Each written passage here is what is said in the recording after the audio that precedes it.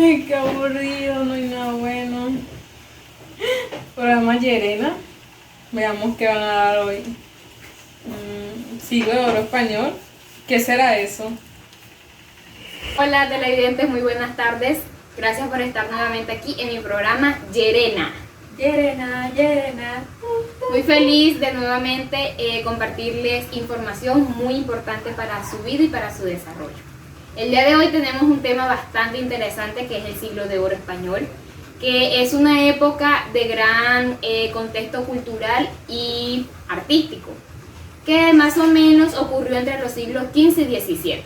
No conozco tanto al respecto, por eso tengo un invitado muy especial que nos va a hablar del contexto histórico de esta época tan importante para el teatro español. Muy buenas tardes, señor Breiner. Buenas tardes, Yeleni, gracias por invitarme a tu programa. Es un gusto. Gracias. Bueno, entremos en temática.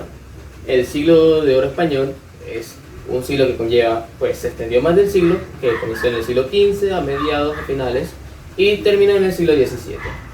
Este se podría decir que comenzó con la reconquista de España. La reina Isabel I de Castilla fue la que, digamos, inició esto al casarse con el rey II de Aragón.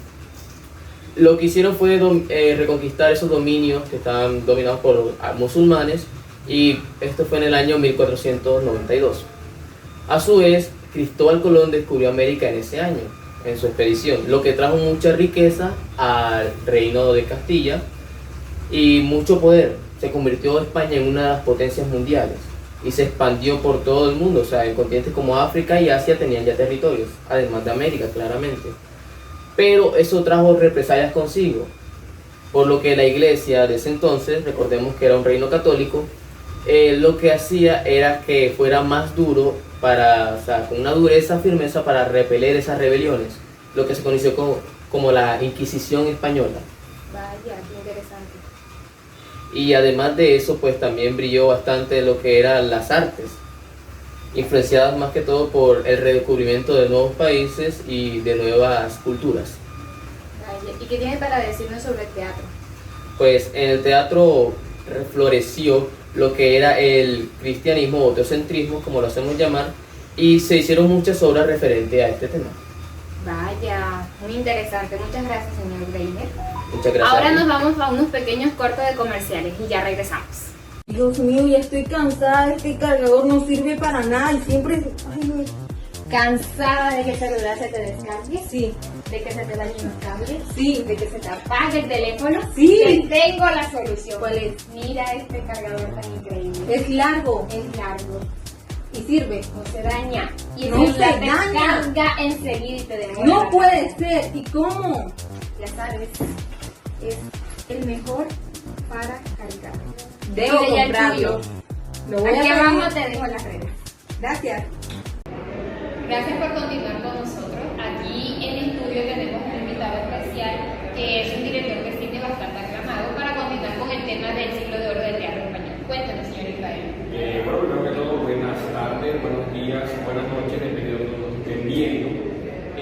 Pues bueno, el siglo de oro fue una época bastante como reconocida en cuanto al teatro, ya que fue una de las más exponenciales en cuanto a comedias y tragedias, más que todo se enfocaba en comedias. Esto tiene varios exponentes, varios autores que sobresaltan, como es el caso del señor Lope de Vega, el cual era un dramaturgo que fue bastante emblemático para la época, que fue como un revolucionario para la comedia como la conocía en ese momento. También hay otros como de la Barca y personas emblemáticas que en la época eran los que sobresalían en cuanto al tema de la comedia en el teatro en ese momento. Pero más que todo, estos dos eran los referentes más.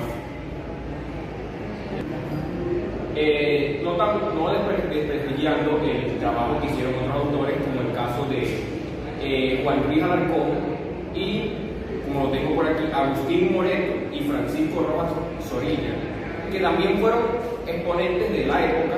Se encargaron como también son dramaturgos, se encargaban de hacer obras y exactamente, darlas a conocer, que muchas de esas obras las seguimos viendo y las tenemos evidenciadas hoy en día.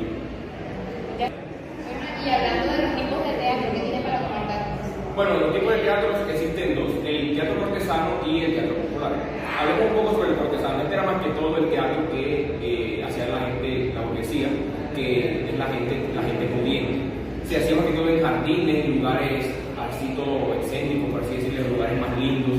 Y por otro lado, el popular era más como el que era para la gente del común, que se realizaba en plazas, en corrales y cosas más comunes para la gente. Listo, un placer. Nos vemos en una próxima. Adiós. Los corrales de comedia eran los espacios donde se representaban las obras de teatro del siglo de oro español. Estaban conformados por el zaguán, era la entrada del corral desde la calle. Aquí se cobraba la entrada y se controlaba el acceso al público. La alojería era un puesto donde se vendían alimentos y bebidas para el público.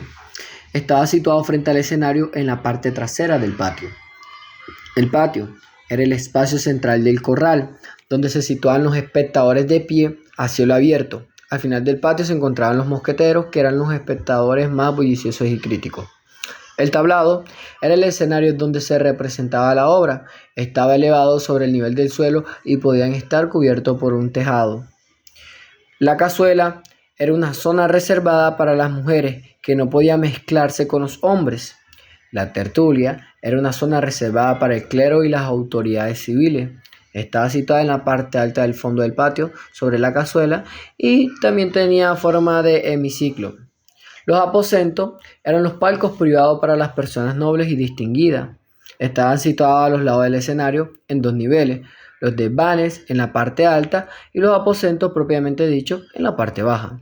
La grada era una fila de asientos situada a los lados del escenario. Entre los aposentos y el patio eran más cómodas y caras en el patio.